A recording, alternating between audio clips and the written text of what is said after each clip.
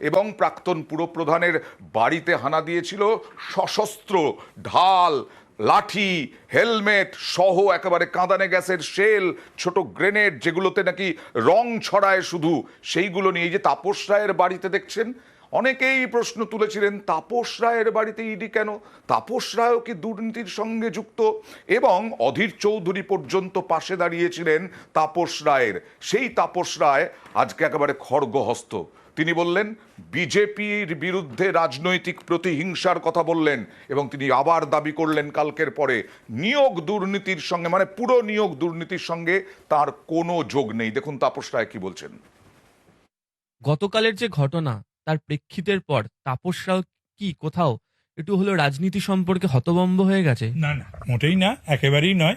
দীর্ঘ রাজনৈতিক জীবনে এই রকম পরিস্থিতির সম্মুখীন আমি বা আমার পরিবার কখনো হয়নি। মিউচুয়াল রেসপেক্ট পলিটিক্সে সবসময় ছিল। ইদানিং কালে নানান কারণে বেশ কয়েকটি রাজনৈতিক দল তারা নষ্ট করেছে।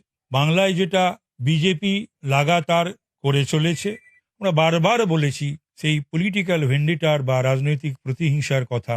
আমাদের সর্বোচ্চ নেত্রী মমতা বন্দ্যোপাধ্যায় বেশ কয়েকটা দায়িত্ব দলের তরফ থেকে আমাদের দিয়েছে, আমি তার মধ্যে একজন। এটা সরকারি সংস্থা, কেন্দ্রীয় সরকারের, তো সুতরাং তাদের যদি বলা হয়, নির্দেশ দেওয়া হয়, সেই নির্দেশ তারা অমান্য করবে কি করে? আমরা যারা রাজনৈতিক কর্মী, মানুষ তাদের কাছে আসবে যে কোনো কাজ নিয়ে, কাগজ নিয়ে, চাকরির দাবি নিয়ে, এটা তো বলার অপেক্ষা রাখে না, এটা তো সাধারণ কথা। চাকরি দেওয়ার যদি কোনো সুযোগ পাই, চাকরি দিয়েছি, দিচ্ছি, দেবো, কিন্তু ইদানিং কালে কোনো নিয়োগের সঙ্গে কিন্তু আমার কোনো যোগাযোগ আমার নেই।